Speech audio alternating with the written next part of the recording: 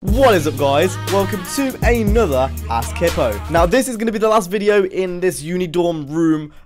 It's an absolute tip right now. This is kind of the cleanest area and this doesn't exactly look that clean. I asked for questions back on Twitter. That's where I usually ask for these. So if you didn't manage to get your question in this time, or if it isn't answered, please leave it in the comments and I'll go ahead and answer it down there. I got so many more questions than last time. It's been a while since I've done one of these. So yeah. Let's go ahead and get straight into the questions. At Barney2001 asks, what is your daily routine? Now, this is an interesting one because I've pretty much been off uni since April. I'm very lucky. So my day basically consists of me waking up, having a shower, probably around about 11, 12-ish. And then I go upstairs, reply, answer to comments, you know, look through YouTube stuff, let's see how yesterday's video did. Then I make food.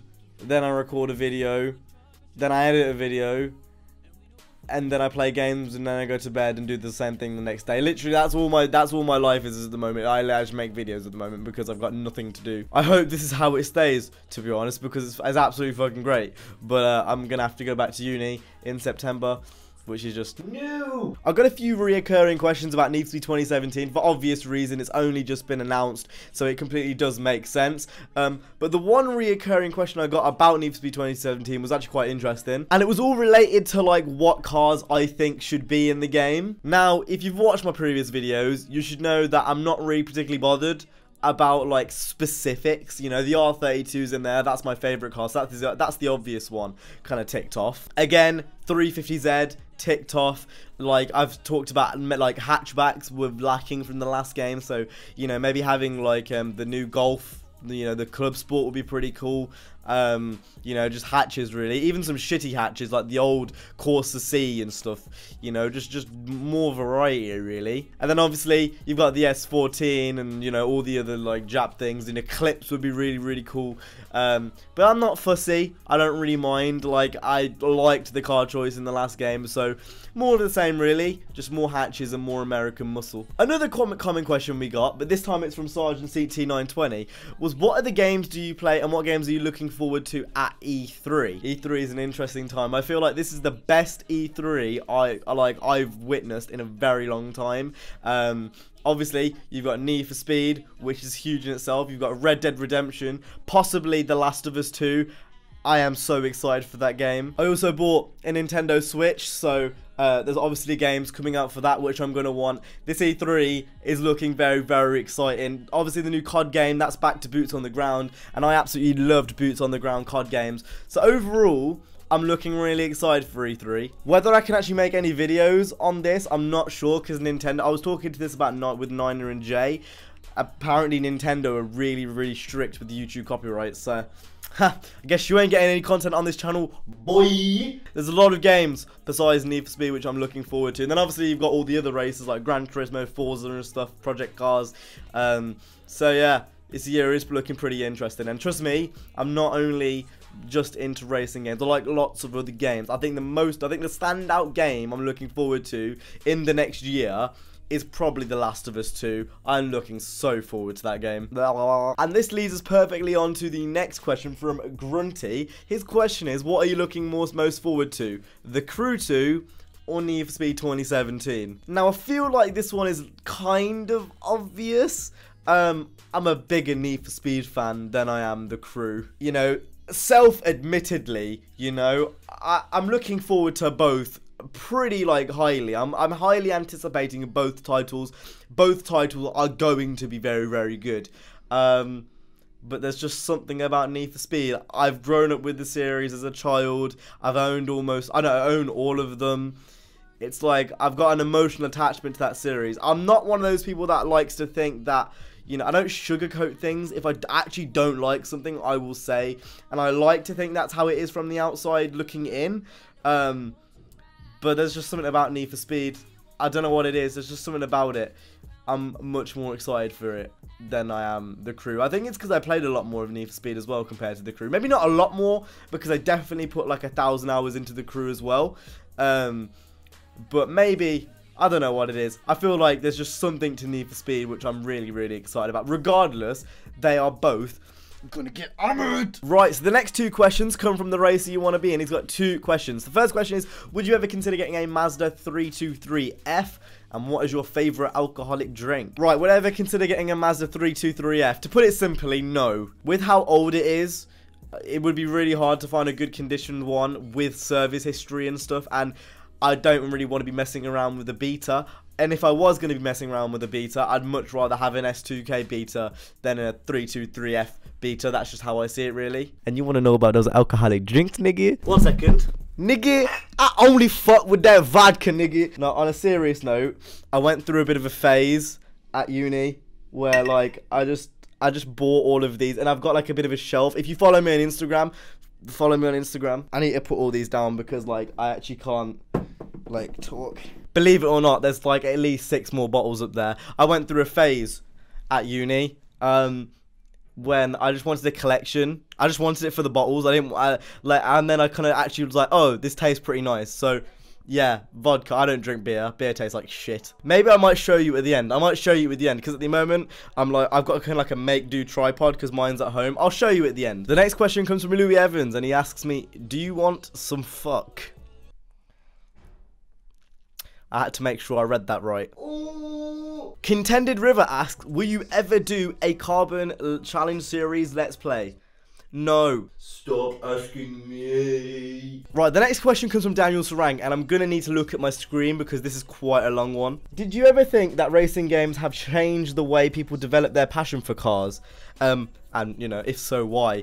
I think it does. That's how I got introduced into cars originally. That and, like, Hot Wheels. When you're young, what do? You go to school, you come back, you maybe play sports like I did as a kid, and then you play games. Like, that's what you do as a kid, and especially now in the digital age, like, that's more prominent than ever. You know, back, like, when I was a little kid, yes, like, I had a PC and stuff, but it's not like it was now, where, like, literally almost every kid has a smartphone or some type of iPod, you know, thing, where they've got, like, games upon games upon games. I think video games are more influential in every part of media today than it was back when, you know, I was playing Underground 2 in 2003. I think definitely there's a wave of kids who are growing up now playing Need for Speed 2015 for the first time and having kind of that similar sensation, because let's be real, for that generation, that is their Underground 1. Now, yes, the game may not be perfect, yes, this, that, the other. Underground 1 wasn't perfect either. The drift physics in, like, the circuit races were shit. You couldn't really do it. The AI, like, you know, sometimes they're a bit retarded. They'd hit you for no reason. Like, I'm not saying I don't like hard AI. That's not what I'm saying. But, you know, they weren't perfect. You know, I feel like I'm not trying to justify the game Need for Speed 2015 being, like, amazing.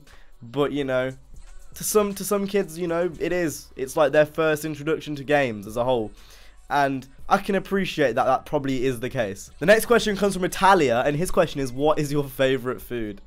I swear I get this like most other Ask Hippos, like it always ends up into food. I've mentioned this time and time again, I like eating ass. The next question comes from Murto, and his question is, do you think hypercars have a place in Need for Speed 2017?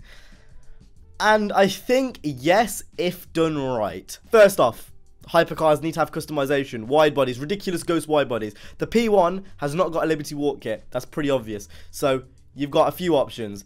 You put the GTR kit on, the Le Mans GTR kit thing. Then you make loads of ghost wide bodies, which look like Rocket Bunny and Liberty Walk kits, basically. If they do that, yeah, like I can see why, but I don't want to be able to upgrade it. I feel like the only upgrades we should be able to do is maybe NOS and tires, maybe. Like, that should be it. Like, when you got the Carrera GT in Most Wanted 2012, or 2005, sorry, you didn't have, like, the street upgrade, then you didn't have the pro upgrade. It just went straight to Junkman because you were already there. I think it should be a similar system. I don't think that should be, you know, mad. I don't think a P1 should be the fastest car in the game. They should all be on a relative, you know, field, but some cars should be faster than others. Some cars should handle better than others, but there shouldn't be an outright winner. The P1 P1 should not be an outright winner. You know, I want a Skyline to handle better than, like, well, a fully upgraded Skyline to handle better than a P1, but a P1 in a straight line, just take it. Or something across those lines. It should be balanced. As long as it's balanced well, I don't mind. I'm not explaining this very well, but as long as it's balanced okay, it's alright with me. The next question comes from Harry, and his question is, are you going to make a video on your first car story, and what type of story you want to see in Need for Speed 2017? So, about that first thing, I'm way ahead of you. That's going to go up as soon as insurance is cleared. I think it's actually clear now, so it might be going up over the next few days. And in terms of Need for Speed 2017 story, I've said it before, I'll say it again, it just needs to be gritty. It needs to be like Undercover. Undercover had the best Need for Speed story, period. And finally, the last question comes from Brandon, and his question is, what did you think of Juice 1 and 2 and LA Rush? Now, I never played LA Rush, just to let you know, but I have played Juice 1 and 2. I played Juice 1 on my stream. Go check out my Twitch in the description. I think I made a video on Juiced. I can't remember. I think I did. No, I love Juiced. Juiced is great. I wish they would bring it back, but sadly, I don't think that's ever going to happen. But that series was really, really good, and I'd love to see a reboot at some point, but it's probably not going to happen. I think Juiced 2 was my favorite out of the two because I probably played it the most. I haven't played much of Juiced 1, but Juiced 2 was really good. I really, really did enjoy Juiced 2. And that wraps it up for today's Ask Hippo. This is quite a lengthy recording, actually. It went out for a lot longer than I thought it was going to. If you didn't have any of your questions answered, please leave them in the comment section down below, and I'll answer them myself down in the comments. But that's been it from me today. I hope you guys enjoyed. If you did, I need to show you something. I almost forgot this. I actually almost forgot this. Right, so first off, that's the tripod I've been using for today because, like, I left mine at home. Those are the vodka bottles that I showed in the video, and then those were the ones up there, but obviously they're all gone now. Right, but anyway, I hope you guys enjoyed this video. If you did, make sure to go ahead and hit the like, subscribe. I'll see you guys in the next one. You guys have been awesome. Stay safe, and peace.